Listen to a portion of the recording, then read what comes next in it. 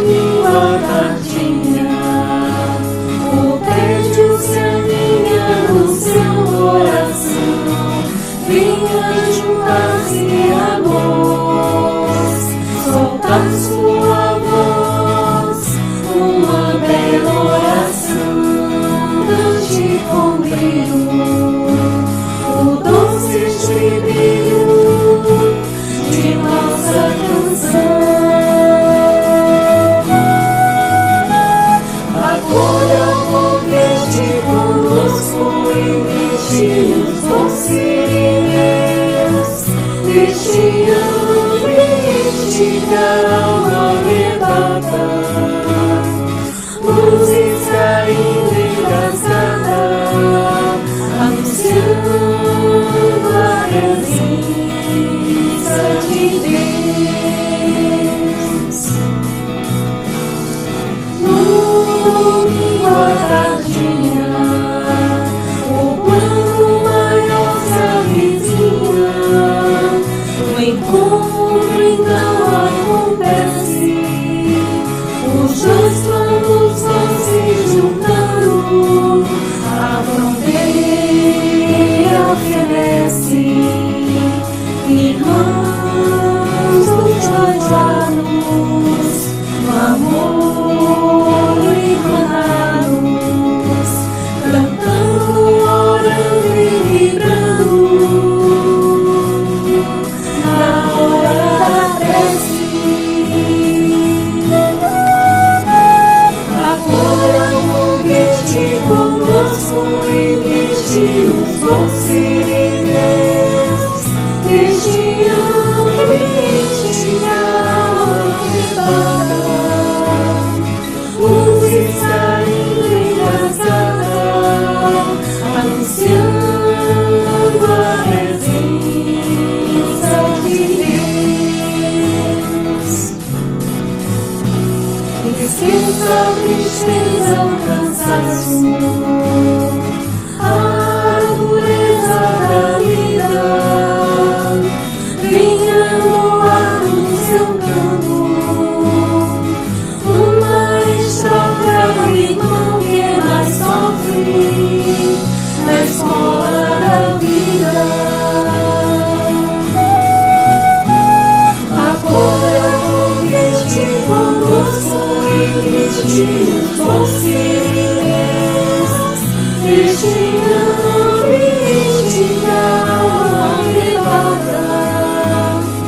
Luzes caindo engasgada, anunciando a presença de Deus.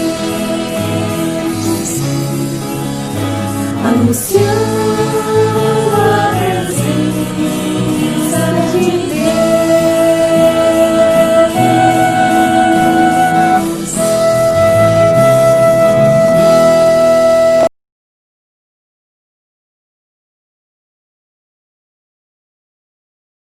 Boa noite, meus queridos irmãos. É com muita alegria que vamos dar início a mais uma hora da prece, neste quarto domingo do mês de agosto, sobre as bênçãos do nosso Pai amado e do nosso querido e meigo irmão Jesus, nosso irmão maior, que possamos dar sequência nas nossas atividades, mesmo que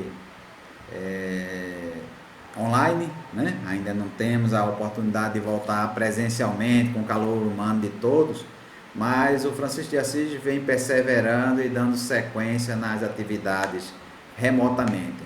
Então eu queria convidar os queridos amigos para nesse momento nós levarmos o nosso sentimento e o nosso pensamento ao Mestre Jesus em uma prece individual e silenciosa dentro de cada um de nós, rogando ao nosso Pai Criador, Deus Todo-Poderoso, esse ser amoroso que tanto nos quer bem, a sua paz e o seu amor.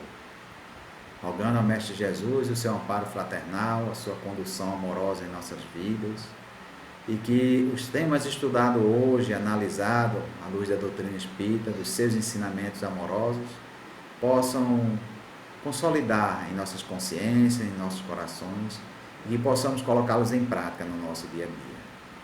sobre suas bênçãos amorosas e da espiritualidade amiga de Francisco de Assis. Pedimos permissão para iniciar nossas atividades de hoje. Que assim seja.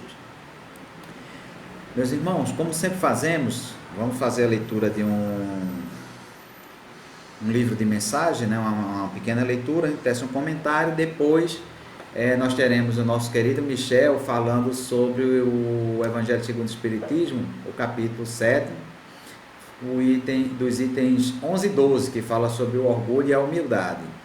E a nossa querida Nilza vai falar para a gente do Livro dos Espíritos, o capítulo 2 do segundo livro, as perguntas 132 e 133, que fala sobre a encarnação dos espíritos, né, e a finalidade das reencarnações, para que serve.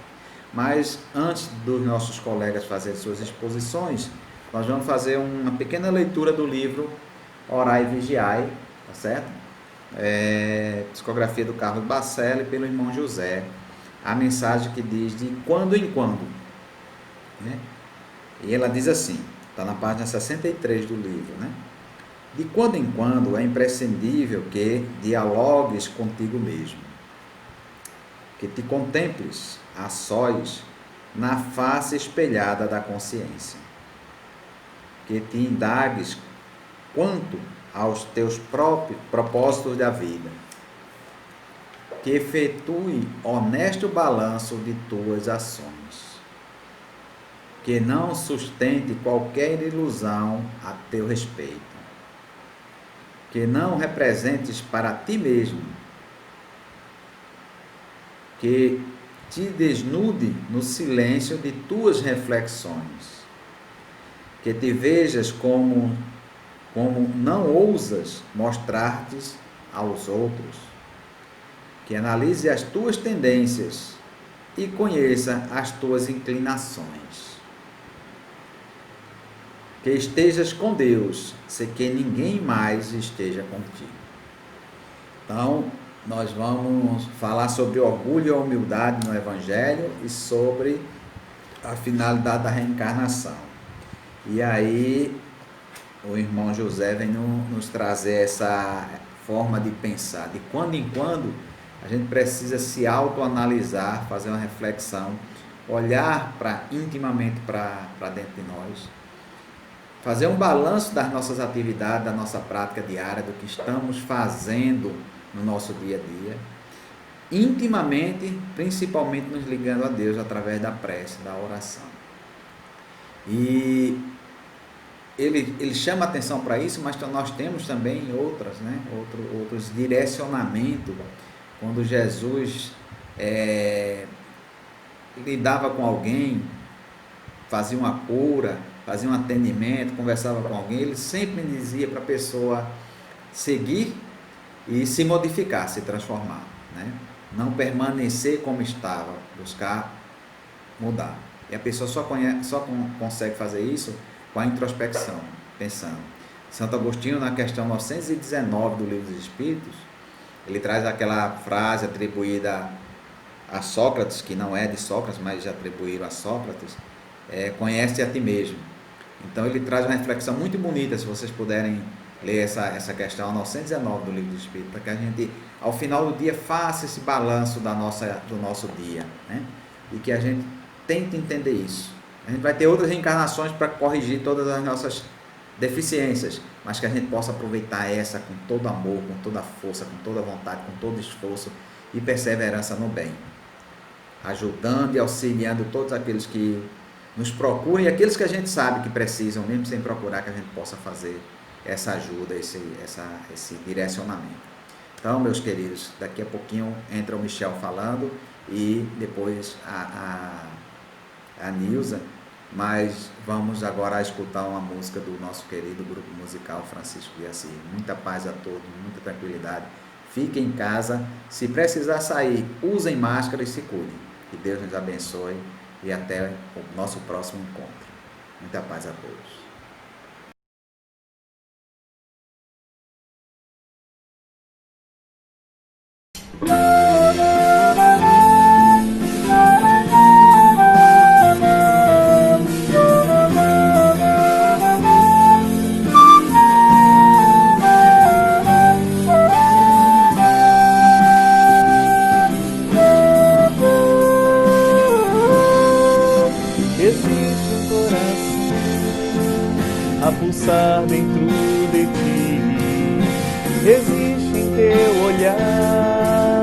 tanta poesia que me faz sonhar. Existe um coração a pulsar dentro de ti. Existe em teu olhar tanta poesia que me faz sonhar. Busque em você, amigo, a paz interior, fruto da luta do teu conquistar. Tua consciência, o guia do teu coração, nessa busca de viver de bem com a vida. Sinta a vida em você, poesia quer dizer se transportar e transformar o mundo em paraíso, onde os sonhos são reais, onde o mal não existe mais, e tudo é paz, profundo amor, sem dor, só alegria. Ainda é tempo de plantar, lançar sementes nesse chão, no coração, no coração. Em gestos simples de amor, na vida dois, ou como for, o coração, o coração. E poesia.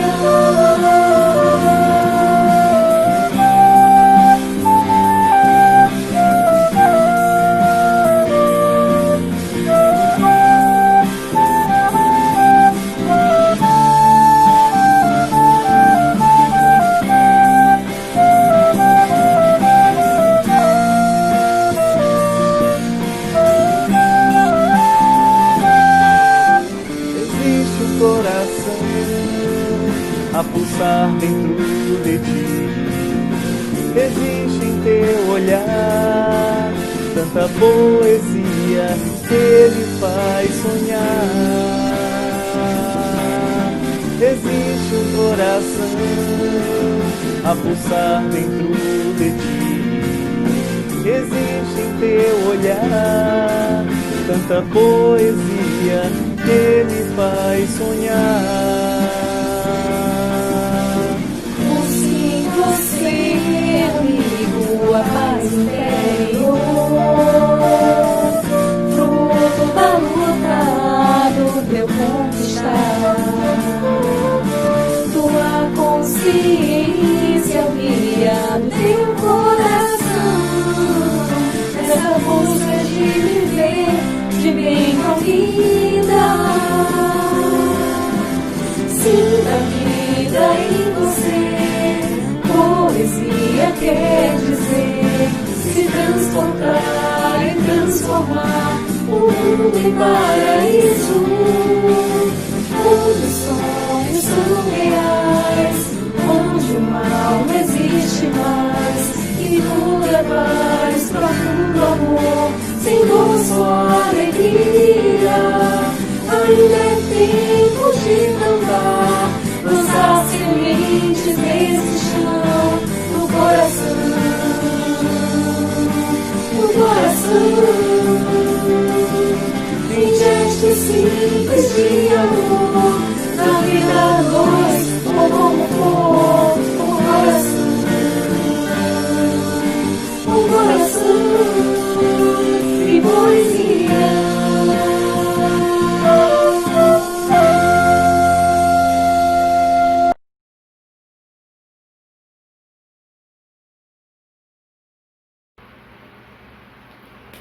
Olá, meus amigos, com alegria que estamos aqui para mais um Evangelho, aqui no nosso Francisco de Assis, no nosso Cefa, na nossa Hora da Prece.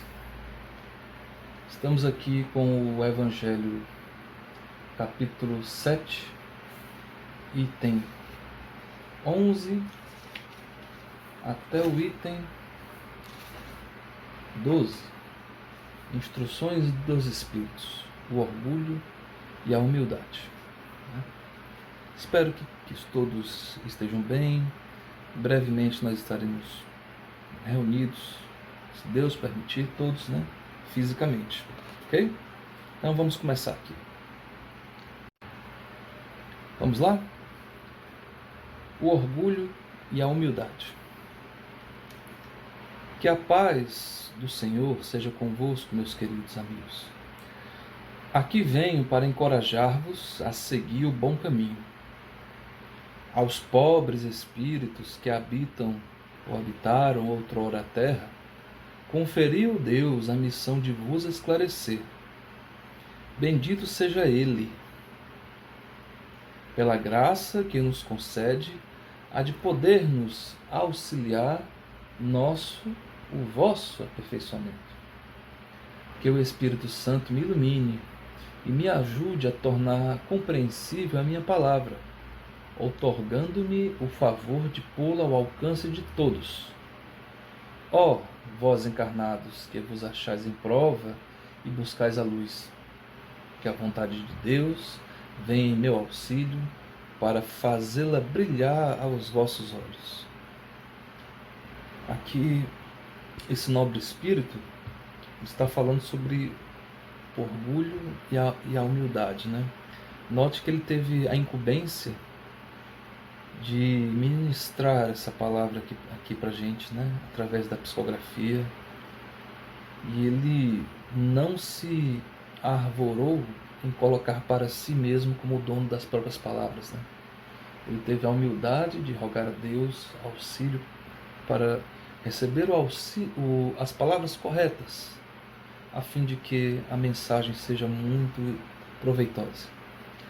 Continuando, ele vai dar aqui o andamento. A humildade é virtude muito esquecida entre vós. Bem poucos seguidos são os exemplos que nela se vos tem dado. Entretanto, sem humildade, podeis ser caridosos com o vosso próximo? Uma pergunta retórica, né? Não, pois que este sentimento nivela os homens, dizendo-lhes que todos são irmãos, né? Que se devem auxiliar mutuamente e os induz ao bem. Sem a humildade, apenas vos adornais de virtudes que não possuís, como se trouxesseis um vestuário para ocultar as deformidades do vosso corpo. Lembrai-vos daquele que nos salvou. Lembrai-vos da sua humildade que tão grande fez, colocando-o acima de todos os profetas, né? Ele está falando aqui que sem essa virtude da humildade, que autenticidade terão os nossos atos de bondade, né? Que a falta da humildade pode ser disfarçada com um tecido que cobre o corpo com deformidade, né? Mas que uma brisa contundente pode revelar, né, o que está oculto. Mas ele destaca aqui que nós lembremos do Salvador, do Senhor Jesus, né? Que ele, sendo quem ele era, o Espírito mais perfeito que já andou aqui nessa terra. Note bem, meus amigos, a alma mais iluminada que já andou aqui nessa terra, fala os Espíritos. O ser que foi um dos co-criadores do nosso sistema solar, uma alma crística que está jungido à consciência do próprio Deus, quando ele diz eu e o Pai somos um. Esse tipo de espírito, de consciência ou de superconsciência, veio aqui na Terra, caminhou conosco, lavou os pés dos apóstolos, mostrou humildade, a sua face branda, buscou os pobres, os que não tinham vez nem voz na sociedade, e falou: vinde a mim, pois sou de temperamento brando, sou humilde e encontrarei revigoramento para as vossas almas, né? Então o Espírito pede que a gente recorde a humildade do Senhor Jesus. Não aquela humildade que o mundo revela, aquela humildade de aparência, mas aquela verdadeira humildade, aquela que é a própria virtude e muitas vezes fala sem palavras. Dando aqui o mandamento, ele diz, agora ele vai falar sobre o orgulho. O orgulho é o terrível adversário da humildade. Se o Cristo prometia o reino dos céus aos mais pobres, é porque os grandes da terra imaginam que os títulos e as riquezas são recompensas deferidas aos seus méritos e se consideram de essência mais pura do que a do pobre. Julgam que os títulos e as riquezas são devidos pelo que, quando Deus lhe retira, os acusam de injustiça. Ó, irrição e cegueira! Pois então Deus vos distingue pelos corpos? O envoltório do pobre não é o mesmo do que o do rico? Terá o Criador feito duas espécies de homens? Né? Tudo o que Deus fez é grande e sábio. Não lhes atribuais nunca as ideias que os vossos cérebros orgulhosos engendram. Né? Tem uma passagem no Velho Testamento que fala assim: por que obscureces a razão por meio de palavras sem conhecimento? Então, ele está falando aqui que o orgulhoso no espírito, ele se acha numa casta superior. Ele acha que o intelecto dele, o alto cargo dele, ou as altas somas de dinheiro, posses e bens, é como se fosse uma outorga divina que diferenciasse ele do pobre, que o fizesse de sangue azul, com aquela aura superior. Aí o Espírito questiona: será que Deus fez dois corpos, um para o rico, outro para o pobre? Não lhe atribuam nunca essas ideias que os vossos cérebros orgulhosos engendram. Esse pensamento provém de uma fonte de orgulho, tá? Ó rico, enquanto dormes sob dourados tetos, ao abrigo do frio, ignoras que jazem sobre a palha milhares de irmãos teus que valem tanto quanto tu? Não é teu igual o infeliz que passa fome? Ao ouvires isso, bem sei, revolta-se com teu orgulho. Concordarás em dar-lhe uma esmola, mas em lhe apertar fraternalmente a mão, nunca. Está dizendo aqui que o espírito orgulhoso, ele pode até dar alguma esmola, alguma dádiva, mas apertar a mão dele, jamais, né? Eu vou me aproximar daquele indivíduo de baixa categoria. Olha que pensamento nefasto, né? Pois que, dirás eu, de sangue nobre, grande da terra, igual a esse miserável coberto de andrajos, vã utopia de pseudo-filósofos. Se fôssemos iguais, por que eu teria Deus colocado tão baixo e a mim tão alto? Pensa o rico orgulhoso, né? É exato que as vossas vestes não se assemelham, mas despi-vos ambos e verás que diferença então se constatará. A nobreza do sangue, dirás a química, porém ainda nenhuma diferença descobriu entre o sangue de um grão-senhor e o sangue de um plebeu, entre o do senhor e o do escravo. Quem te garante que tu já não tenhas sido miserável e desgraçado como ele, em outras vidas, né? Que também não hajas pedido esmola, que não a pedirás um dia a esse mesmo a quem hoje desprezas. Olha aí, meus amigos, né? Os ensinamentos. São eternas as riquezas? Não desaparecem quando se extingue o corpo, envoltório perecível do teu espírito? Lança sobre ti um pouco de humildade.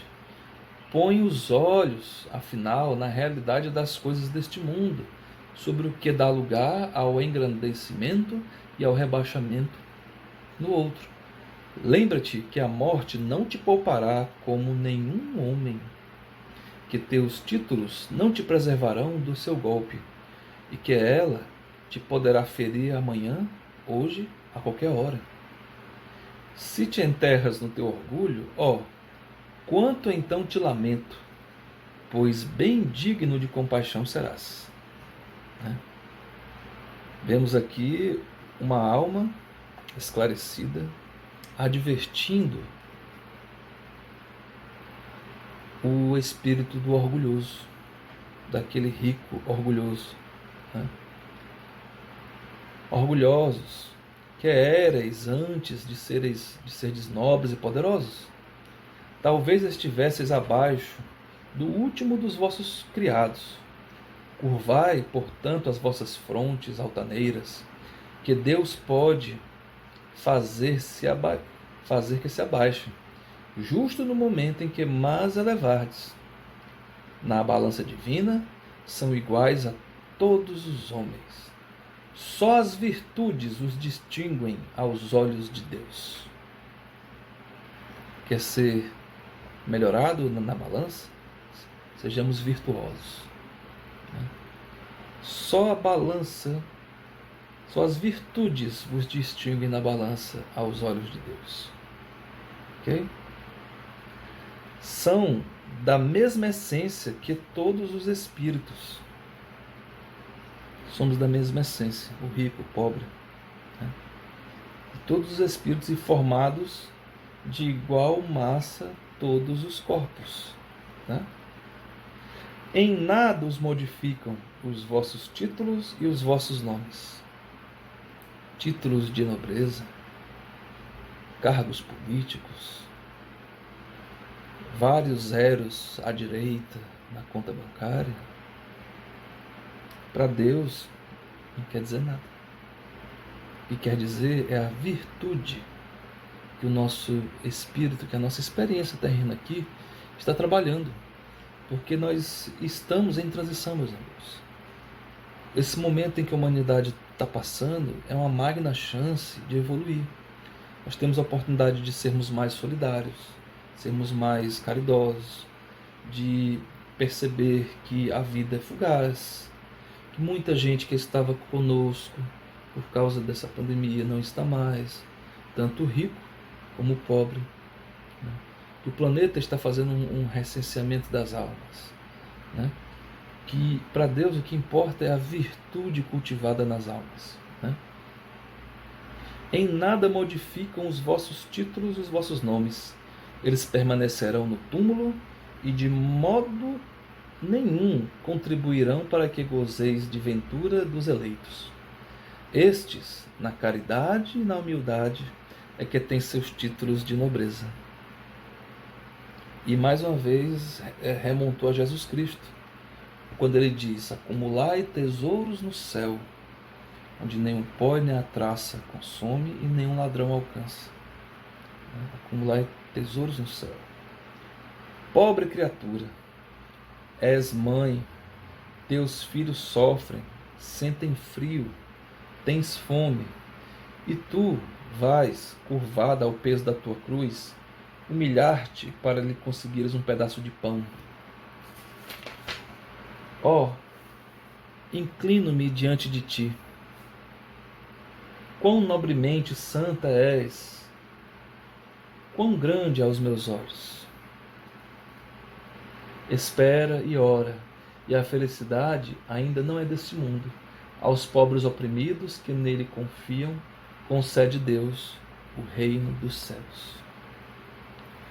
As mães que não têm recursos, que estão criando seus filhos com o máximo de denodo, que muitas vezes é necessário pedir, esmolar. para não falhar com a criança lactante.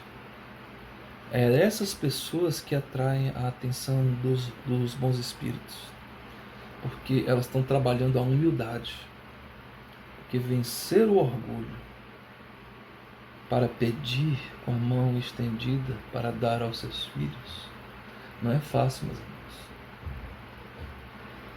Há que se derrubar muitas barreiras, mas que o amor das mães consegue fazer isso. Chico Xavier já dizia que a prece das mães tem um poder de arrombar as portas dos céus. Quer dizer, chegam primeiro. Né? E tu, donzela, pobre criança, lançada ao trabalho, às privações, por que esses tristes pensamentos?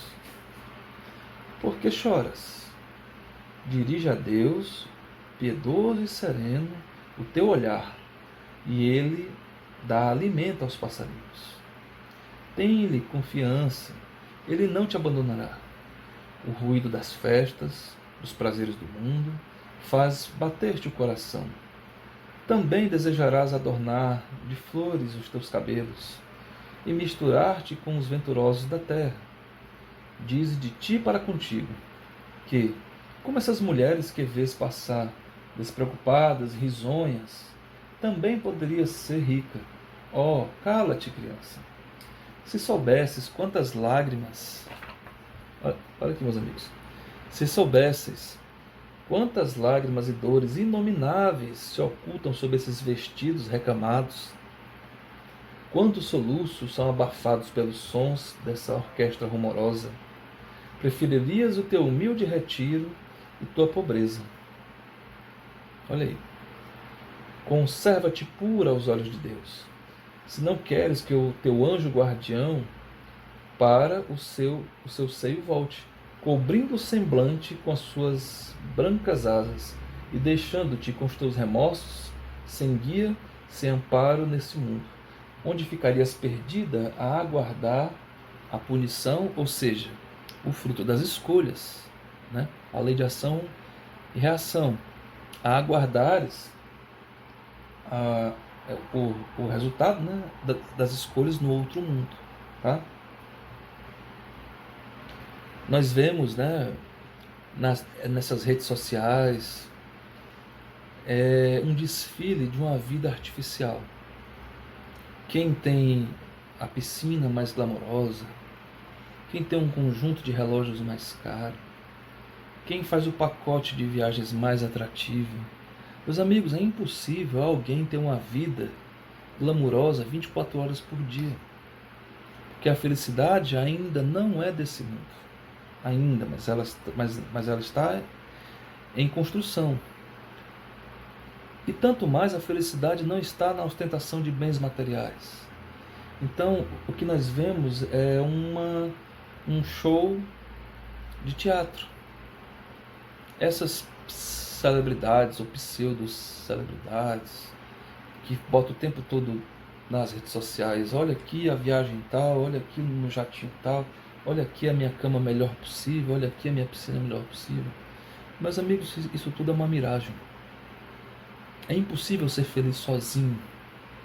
É impossível viver numa miragem de felicidade por muito tempo. É provável que isso dure o tempo que aquela permanência daquela foto fique no ar. São coisas efêmeras, fugidias, passageiras, temporárias. O que o Espírito exorta aqui, ele usou a figura de uma jovem, né? É que ela não se perpasse por isso, que ela não precisa sofrer isso nela, mas que ela continue com a cabeça erguida, vivendo dignamente, que o anjo da guarda, o anjo protetor dela, está ali a par de tudo, que ele será o fio condutor das bênçãos de Deus através dela. Todos vós que dos homens sofreis injustiças, sede indulgentes para as faltas dos vossos irmãos, ponderando que também não vos achais isentos de culpas. Isso é caridade, mas igualmente humildade. Ok? Igualmente, humildade. Se sofreis pelas calúnias, abaixai a cabeça perante esta prova. Que vos importam as calúnias do mundo? Pergunta ele, né? Se é puro o vosso proceder, não pode Deus vô-las compensar? Se nós estamos agindo com o propósito correto, perseverando, atravessando as provas, não pode Deus, o autor do amor, da misericórdia, da justiça divina, nos compensar? Claro que sim. Suportar com coragem as humilhações dos homens é ser humilde. Olha aí. Suportar com coragem as humilhações dos homens é ser humilde e reconhecer que somente Deus é grande e poderoso. Só Deus é suficientemente grande e poderoso o tempo todo. Ok? Oh, meu Deus! Será preciso que o Cristo volte uma segunda vez à Terra? Clama aqui o Espírito, né? Ele está clamando ao nosso entendimento. Para ensinar aos homens as tuas leis que eles esquecem? Terá que de novo expulsar do templo os vendedores que conspurcam a tua casa, que é unicamente de oração? E quem sabe, ó homens, se não o renegareis como outrora, caso Deus vos concedesse essa graça. Ele está dizendo aqui, né, será necessário Jesus Cristo vir de novo, ensinar tudo novamente, para que a gente aprenda, né? Caso Deus nos concedesse essa graça, né? Chamar-lhe-eis blasfemador, porque abateria o orgulho dos modernos fariseus. É bem possível que eu fizesseis perlustrar novamente o caminho do Gólgota. Aqui o Espírito ele chama a nossa atenção de maneira contundente, né? Para que a temperatura do orgulho do homem ainda está alta. O orgulho ainda está fervendo a 40 graus. Né? Ele está dizendo assim que se Jesus Cristo voltasse, era capaz da gente mandá-lo ao Gólgota novamente, porque o homem ainda não estava com a fé no ponto. Né? Quando Moisés subiu ao Monte Sinai para receber os mandamentos de Deus, o povo de Israel, entregue a si mesmo, abandonou o Deus verdadeiro. Homens e mulheres deram o ouro e as joias que possuíam para que se construísse um ídolo que entraram a adorar, o bezerro de ouro, né? Vós outros, homens civilizados, os imitais.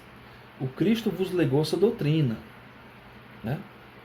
Deu-vos o exemplo de todas as virtudes e tudo abandonastes, exemplos e preceitos, concorrendo para isso com as vossas paixões, fizeste um Deus ao vosso jeito, segundo uns terrível e sanguinário, segundo outros aliado dos interesses do mundo. O Deus que fabricaste ainda é o bezerro de ouro, né? Que cada um adapta aos seus gostos e suas ideias. Ou seja, ele está falando aqui, né, que nós passamos pela Idade Média, pela Idade das Trevas, onde a religião se misturava com a política, se misturava com dinheiro, com posses, onde se vendiam indulgências, onde o coração do homem era muito endurecido, né?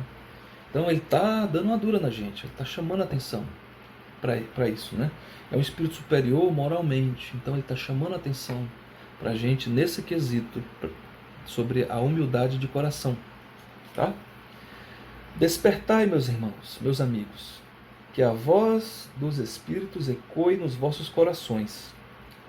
Sede generosos e caridosos, sem ostentação.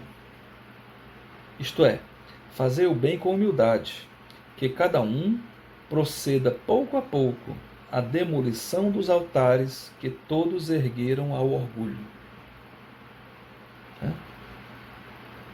Numa palavra, sede verdadeiros cristãos e tereis o reino da verdade. A nossa palavra terá autenticidade. o que a gente for fazer vai bater junto com o verbo. E quando a ação bate junto com o que está saindo pela boca, ganha autenticidade perante Deus, né? Então,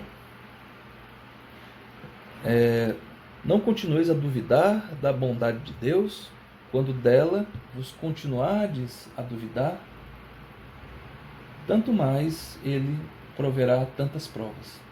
Vimos preparar os caminhos para que as profecias se cumpram. Quando o Senhor vos der uma manifestação mais retumbante da sua clemência, que o enviado celeste já vos encontre formando uma grande família, que os vossos corações mansos e humildes sejam dignos de ouvir a palavra divina que ele vos vem trazer, que ao eleito somente se depara em seu caminho as palmas, que aí tenhais deposto, volvendo ao bem e à caridade e à fraternidade. Então o vosso mundo se tornará o paraíso terrestre. Mas se permanecerdes insensíveis à voz dos Espíritos enviados para depurar e renovar a vossa sociedade civilizada, rica de ciências, mas no entanto tão pobre de bons sentimentos, então não nos restará senão chorar e gemer pela vossa sorte. Mas não assim será.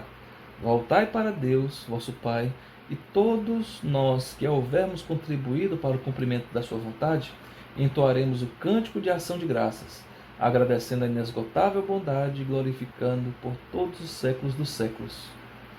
Assim seja.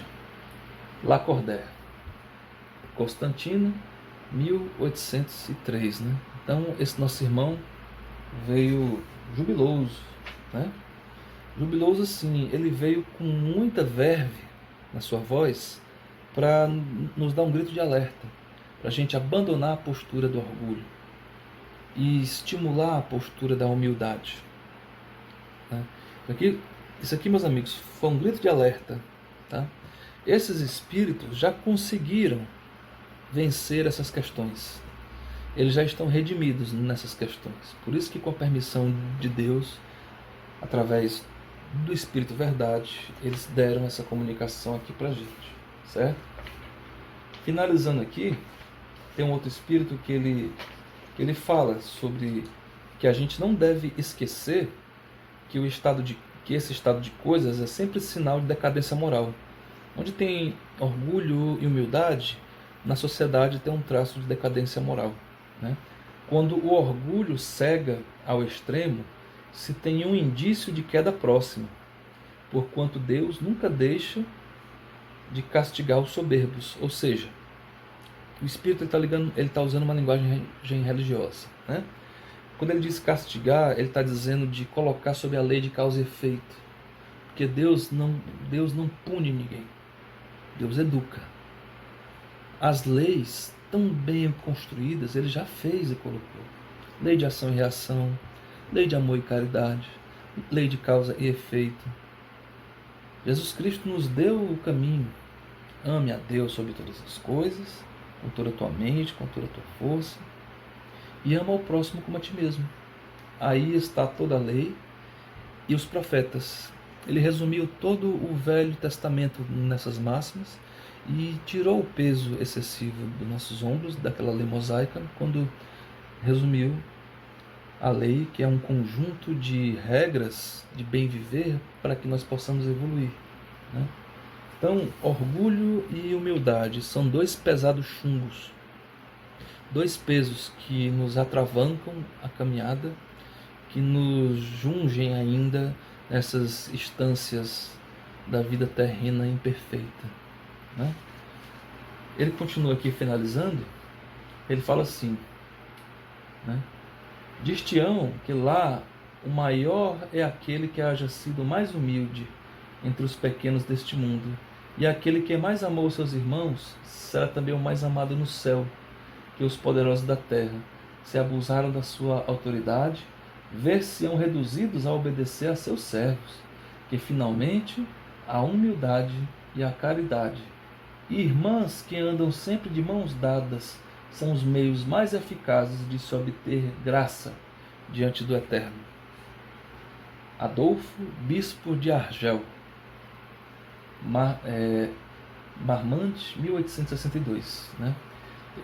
Esse espírito aqui, né, que foi bispo de Argel, né, ele colocou assim para que as pessoas pudessem fazer uma identificação de quem ele era.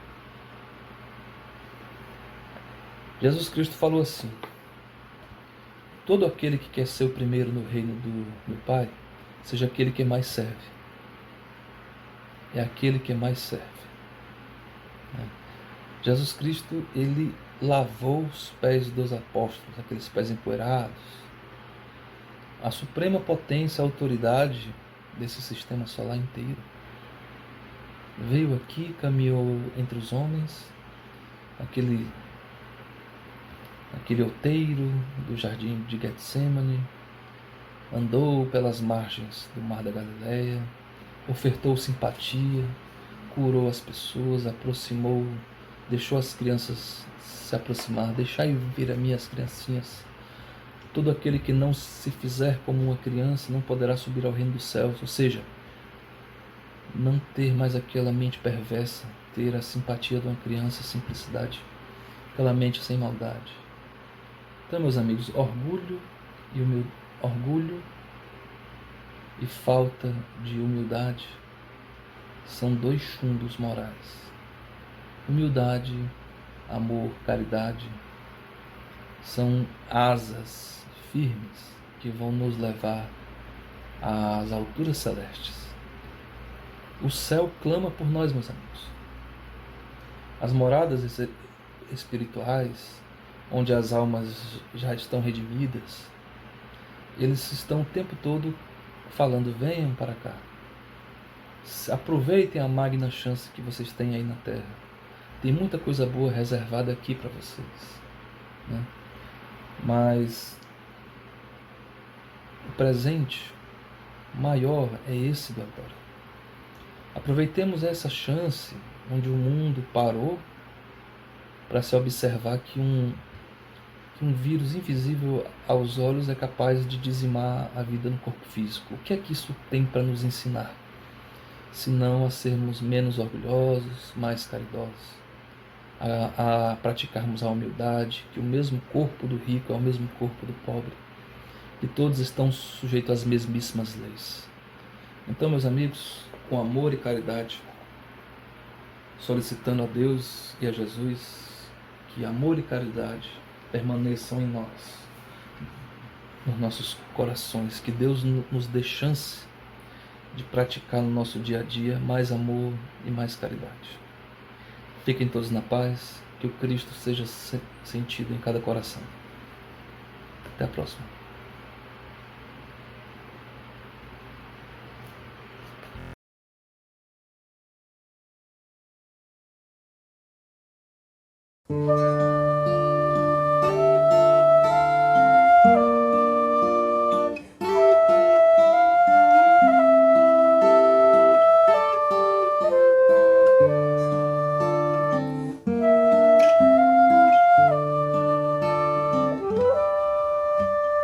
Pés descalços, mãos marcadas, moradores das calçadas, esquecidos com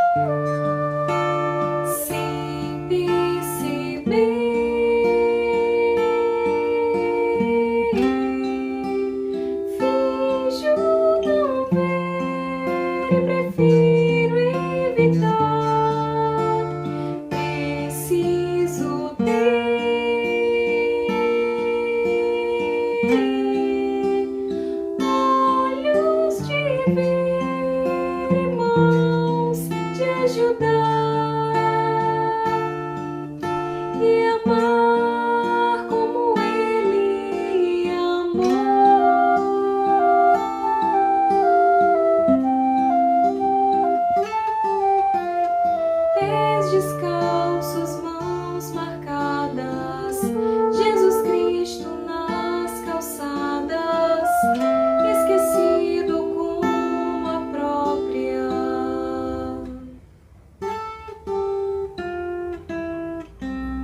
noite.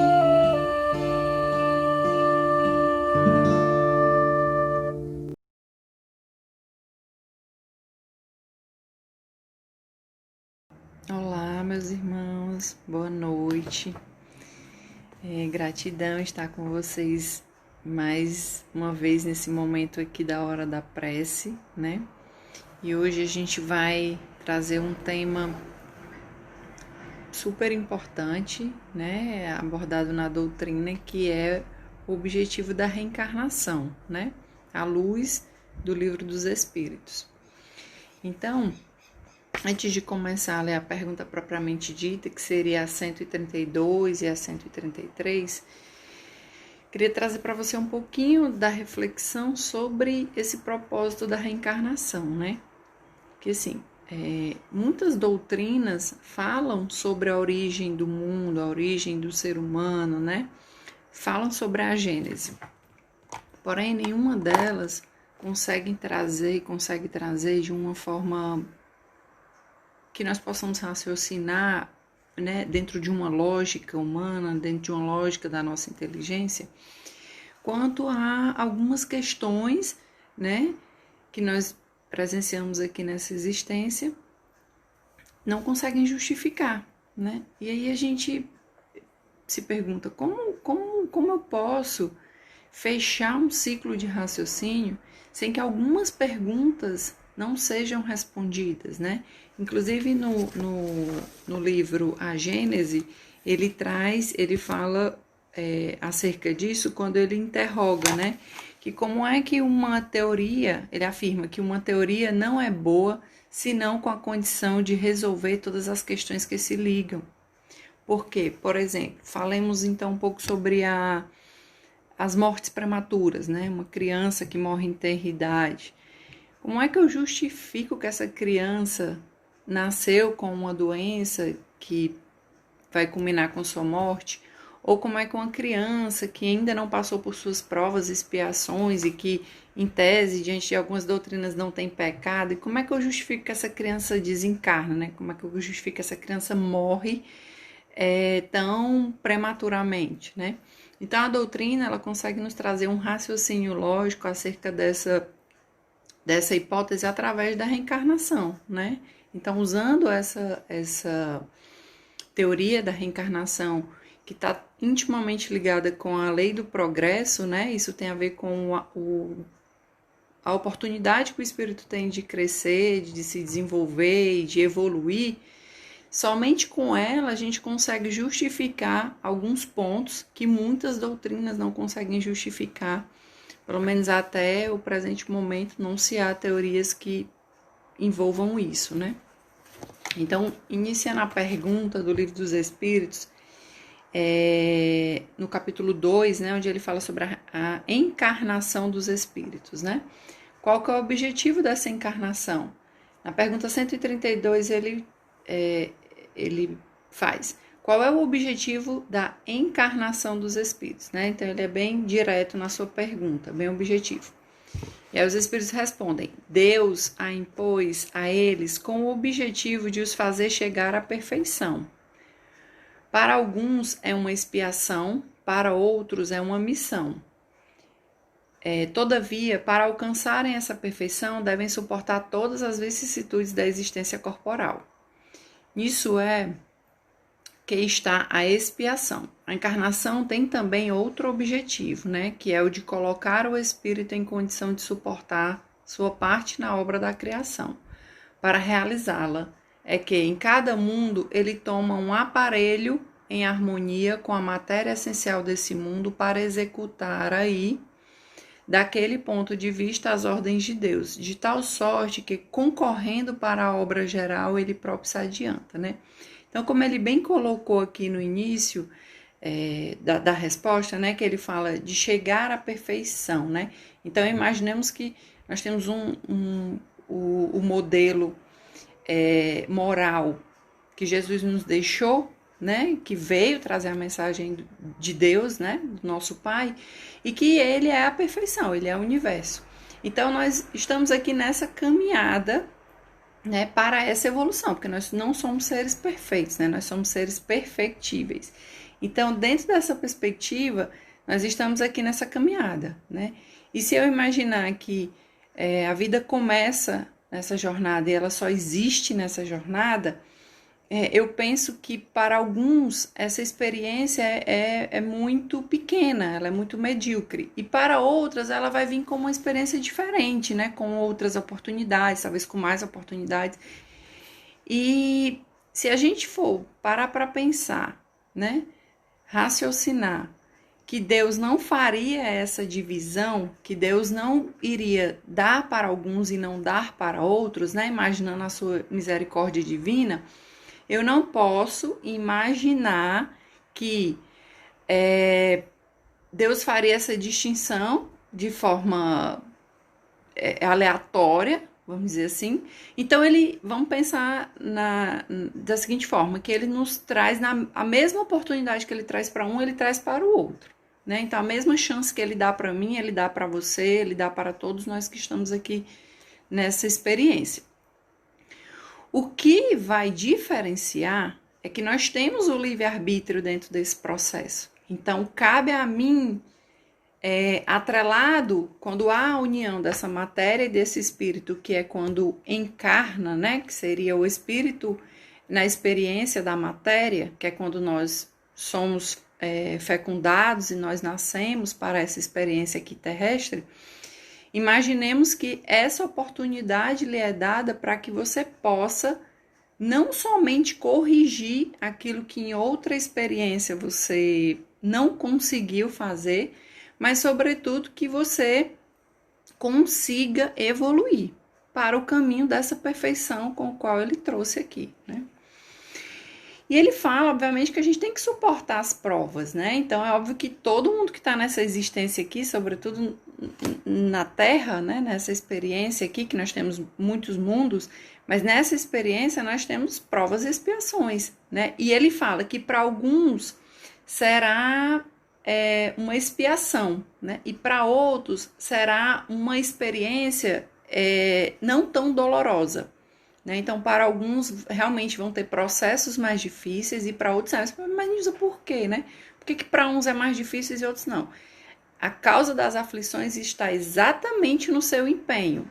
Se em outra vida você empenhou-se no seu progresso moral, obviamente que na encarnação seguinte, aquilo que você já aprendeu não precisará passar novamente para o aprendizado. Isso é por razões óbvias. Agora, se eu, na encarnação passada, né, nas minhas existências anteriores, eu tive a oportunidade de amadurecer, de evoluir, de crescer, mas eu preferi negar, mas eu preferi postergar, é uma decisão do espírito fazer isso, né? É uma decisão dele ficar na inércia, ele não é obrigado, embora o universo conspire para o progresso, mas ele não é obrigado a ser no tempo em que é dado para todos. Muitas vezes é no tempo que ele faz, ele consegue fazer, ele consegue superar aquela prova, né? Daí nós temos pessoas em níveis evolutivos diferentes, nós temos pessoas mais aceleradas, pessoas mais lentas dentro desse processo, mas todos na mesma caminhada. É por isso que muitas vezes é importante a gente ter um olhar com o outro de paciência, um olhar com o outro de resiliência, porque muitas vezes nós não estamos no mesmo ritmo, né? É até injusto que eu cobre isso do outro, porque eu já consegui isso, já aprendi isso, eu quero que o outro faça isso, né? A gente, como professor, sabe que tem alunos que aprendem mais rápido, tem alunos que aprendem mais lentamente, mas isso não os faz diferente, né? Isso não caracteriza que um seja mais inteligente, o outro seja menos inteligente, mas que eles estão em momentos e processos distintos, né? Assim encaremos a nossa existência aqui. Então, se eu não consigo trazer esse conhecimento da outra existência, eu trago também na minha memória remota que houve uma inércia lá e que eu vim nessa existência, porque quando ele desencarna, que ele vai para o plano espiritual antes de reencarnar novamente, que ele desperta no plano espiritual para a sua existência espiritual livre da matéria, né? Ele está livre do processo encarnatório, ele tem um estado de consciência maior. Então, lá nesse plano, ele consegue entender aquilo que ele deixou de fazer. É como se você dissesse assim, olha, eu vou fazer uma viagem, e nessa viagem eu tenho uma missão. E aí, quando você chega lá naquela missão, você diz, eu não consigo, eu não deu certo, eu tô com preguiça, eu não, sei lá, não trouxe, não vim munido o suficiente, não era aquilo que eu pensava, eu vou desistir, eu vou voltar antes do tempo. Enfim, é uma decisão da pessoa tomar o avião de volta sem ter cumprido a missão dela. É uma decisão dela através do livre-arbítrio. Ok. Mas quando ela volta, né? Chamemos isso o momento do desencarne, onde ele está no plano espiritual, que ele tem esse estado de consciência. Quando ele volta, ele pensa, puxa, eu fiz a viagem, eu tinha um planejamento, eu tinha um propósito, mas eu não consegui alcançar.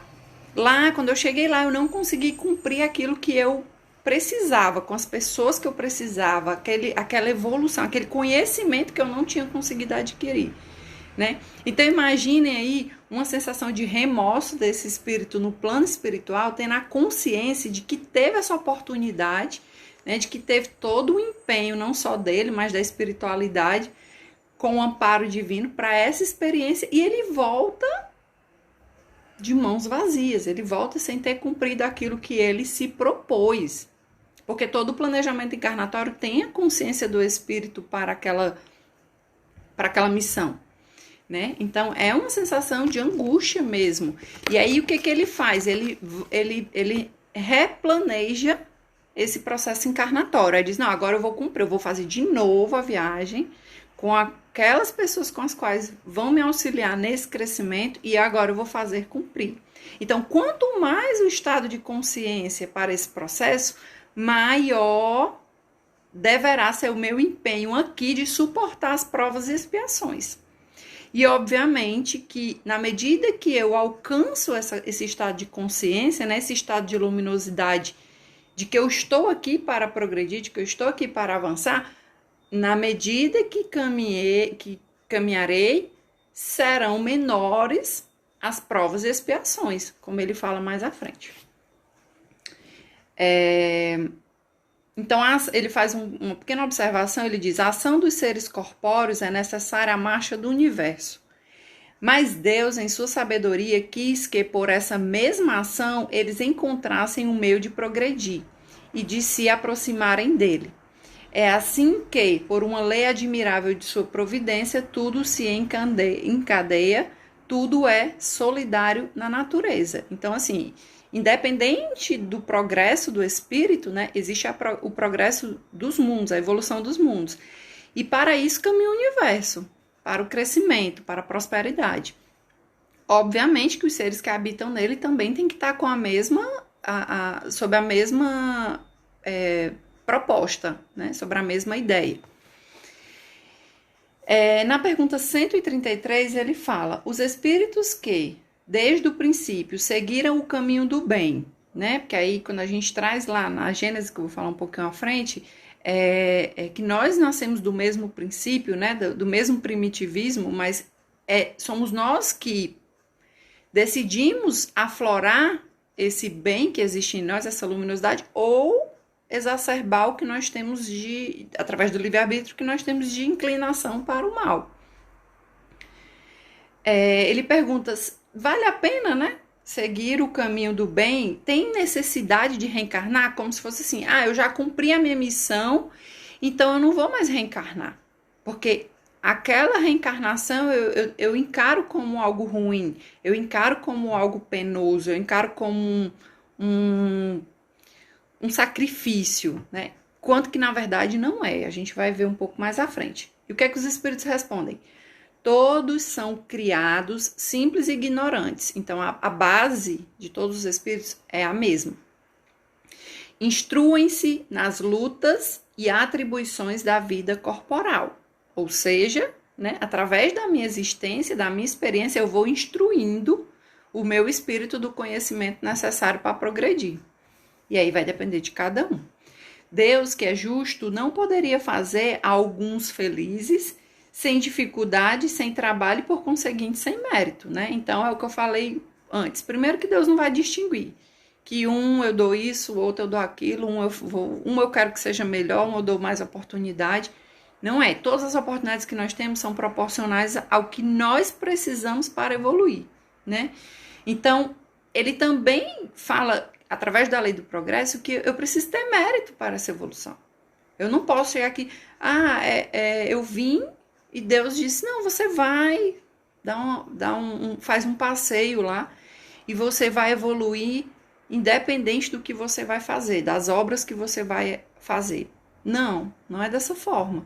Para que eu realmente alcance esse progresso, eu preciso agir, eu preciso ter uma ação sobre o ponto onde eu estou. Eu preciso fazer progredir, não só a minha espírito, mas aos que estão ao meu redor e, sobretudo, ao universo, né? Essa é a ideia central. Na pergunta 133, ele fala: mas então, de que serve aos espíritos terem seguido o caminho do bem, se isso não os isenta das dificuldades da vida corporal, né? Como eu já falei, vou responder aqui e em seguida eu faço um adendo. Eles chegam mais depressa ao objetivo, né? Depois, as dificuldades da vida frequentemente são a consequência da imperfeição do espírito, como eu já citei anteriormente. Quanto menos tenha de imperfeições, menos tem de tormentos, né? Então, olha que interessante isso, né? Se eu nunca é sorte na vida de alguém. É a proporção com qual ela se dedica para caminhar com essa lei universal, nessa lei cósmica, essa lei da natureza. É a mesma coisa que eu achar que eu vou progredir como humano, eu vou evoluir e não levar a natureza acompanhando comigo. Todos nós fazemos parte desse mesmo universo. Então, para que um consiga progredir, eu também preciso que todos que estejam dentro desse mesmo processo também tenham progresso, né? Não tem como eu avançar e deixar a natureza para trás e vice-versa. Então ele diz, aquele que não é nem invejoso, nem ciumento, nem avarento, nem ambicioso, não terá os tormentos que nascem desses defeitos. Por razões óbvias também, se eu não tenho cultivado dentro do meu espírito, sobretudo dentro do meu estado de consciência, esses sentimentos com os quais foram citados aqui, eu não serei rendido pelas consequências dele, né? Se eu não cultivo o ciúme, se eu trabalho o desapego, se eu entendo que tudo que está aqui é transitório, né? Que nós estamos aqui transitório, inclusive a matéria, não só o que é material, mas a matéria do corpo físico, se eu tenho esse desapego, eu não vou sofrer o tormento da posse, eu não vou sofrer o tormento do ciúme, eu não vou sofrer o tormento de que aquela coisa não me pertence, ou de que aquela pessoa não me pertence, né? Essa é uma razão lógica que nós só sofremos os tormentos proporcionais aos sentimentos que cultivamos. Eu queria trazer para vocês do livro A Gênese, que é uma obra básica da doutrina, né? Que ele fala sobre essa questão da lei do progresso, né? Da evolução dos mundos, como eu já citei. E nós temos uma grande ferramenta a nosso favor, que vai ser um potencializador do nosso crescimento, que é o livre-arbítrio. Então, o que fazemos desse livre-arbítrio para a caminhada, aí vai ficar a cargo de cada um de nós, né?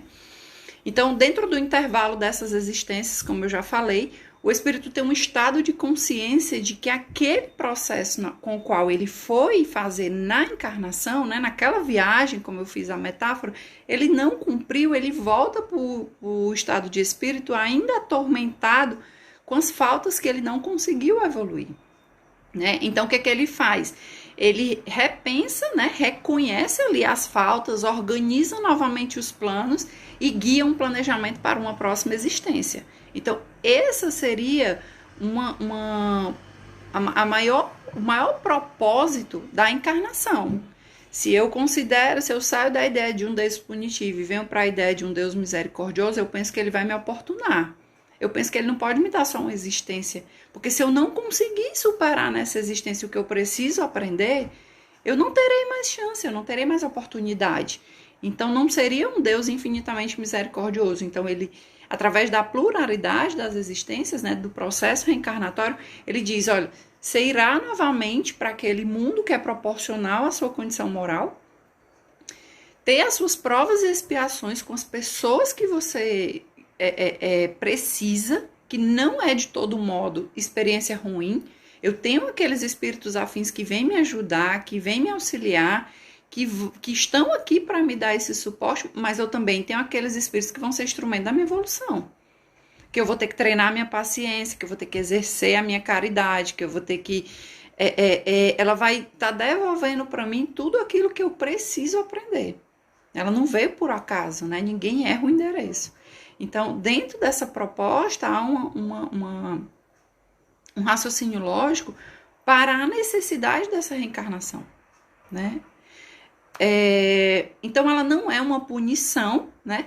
Mas ela é uma oportunidade, né, misericordiosa de nós progredirmos, né, diante da nossa inferioridade moral.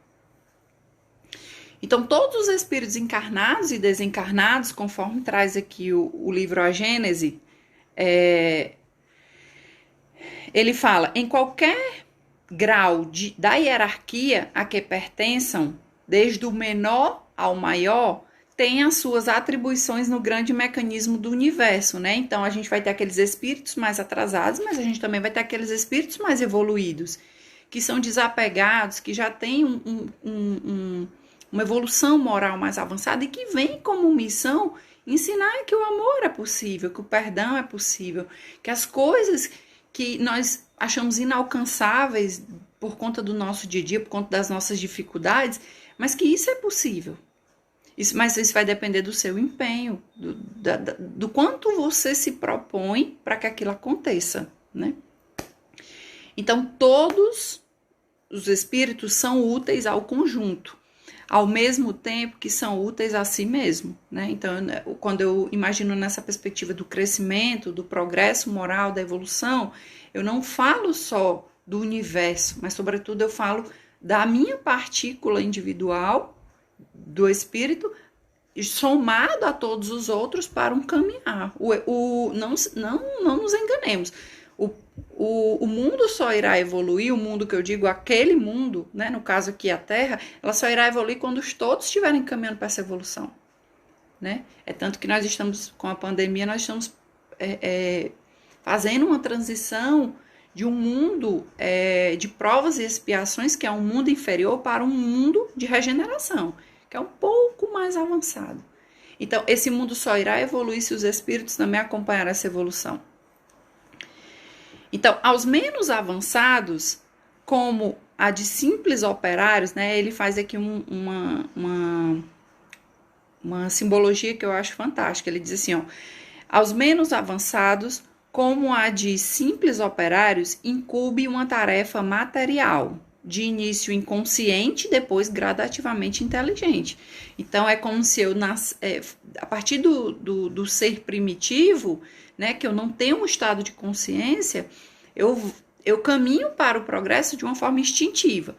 Mas a partir do momento em que eu adquiro esse estado de consciência, eu adquiro saber, eu adquiro essa luz necessária para o avançar, né, que é nato do espírito avançar, ele já vai transformar aquilo de forma inteligente. Então, utilizemos a nossa inteligência para fazer esse avanço, né? Então, isso vai caber a depender de cada um de nós.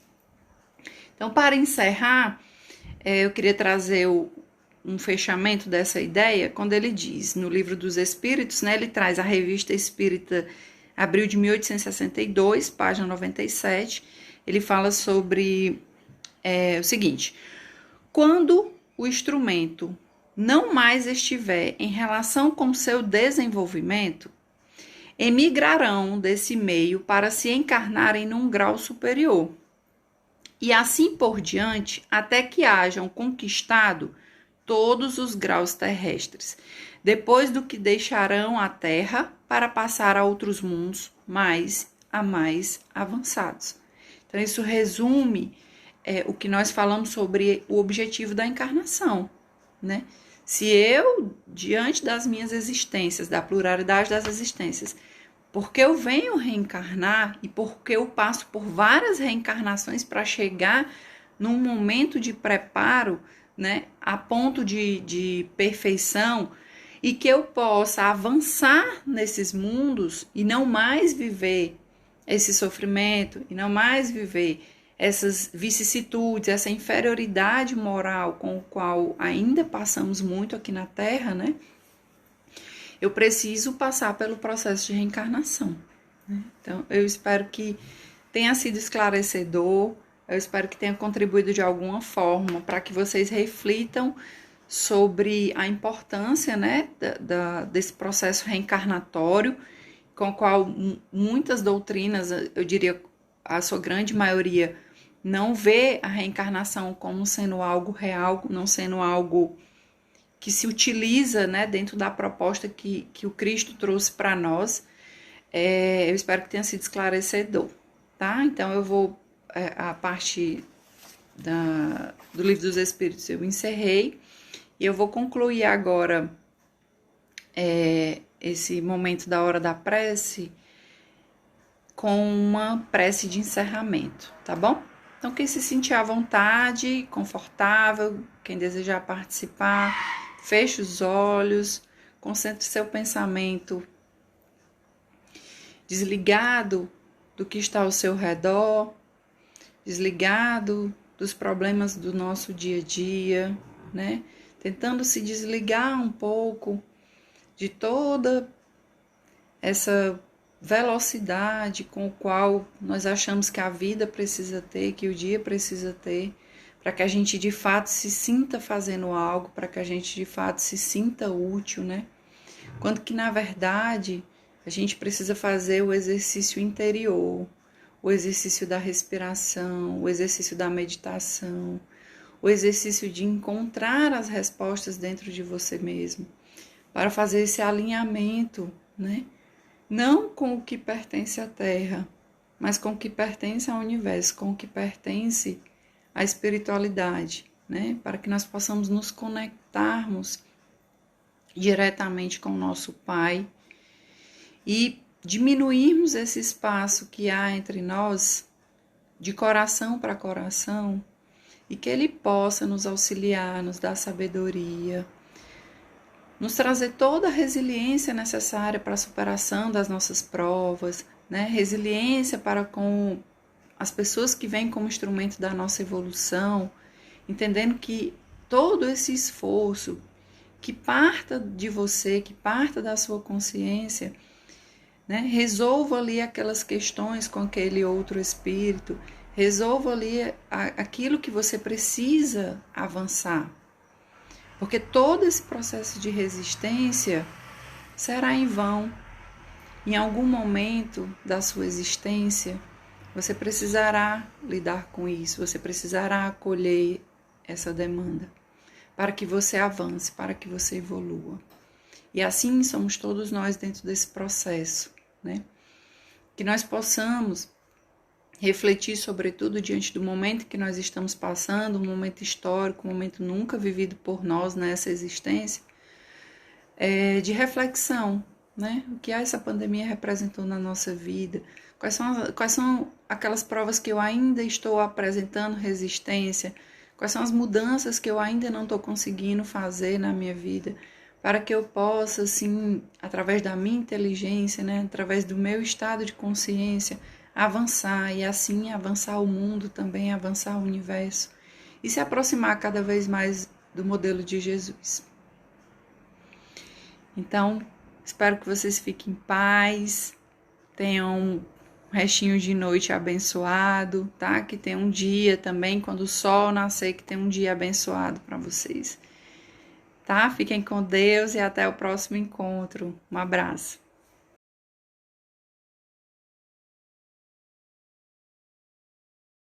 Meus irmãos, sejam todos bem-vindos a esse momento de passe.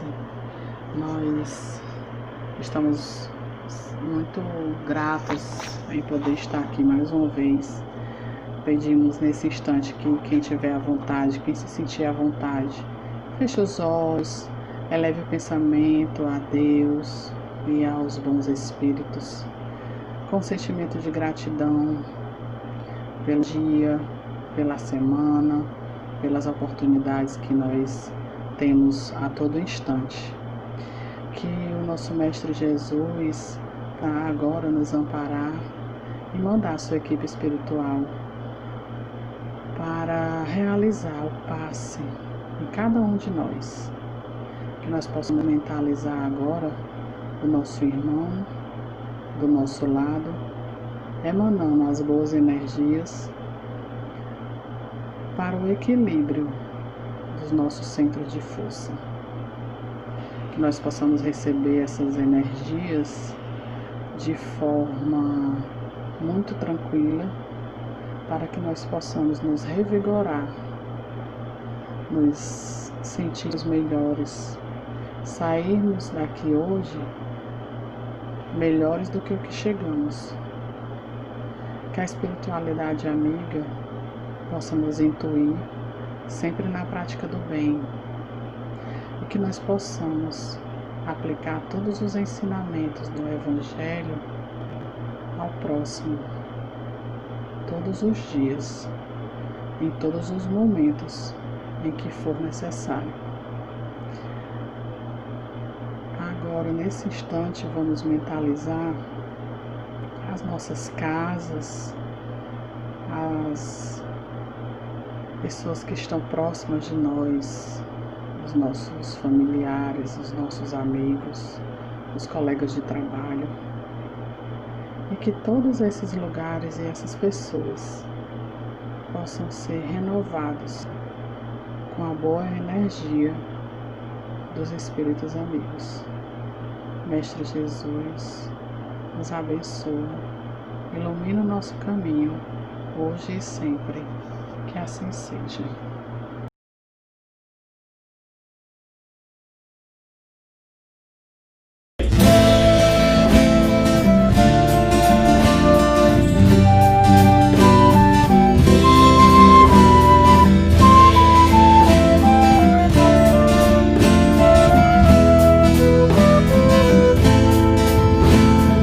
Quando a caridade chega, toda tristeza logo se vai.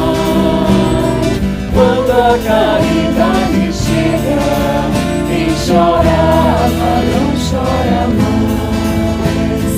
Quando a caridade chega, toda tristeza logo se vai. Quando a caridade chega, quem chorava não chora mais.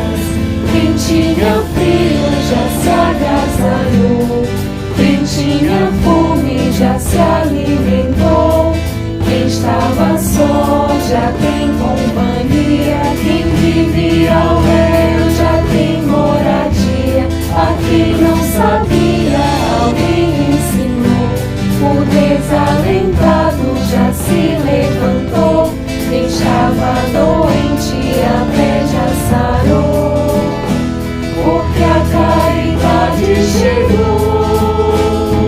Quando a caridade chega, toda tristeza logo se vai. Quando a caridade chega, quem chorava não chora mais. Onde havia guerra já se fez paz, os homens já se reconhecem irmãos. Onde havia trevas agora é só luz, os corações já buscam Jesus. Nos lares, nos campos, a harmonia, cantam-se hinos de alegria. Em toda parte a felicidade, não há salvação fora da caridade. Quando a caridade chega, toda tristeza logo se vai.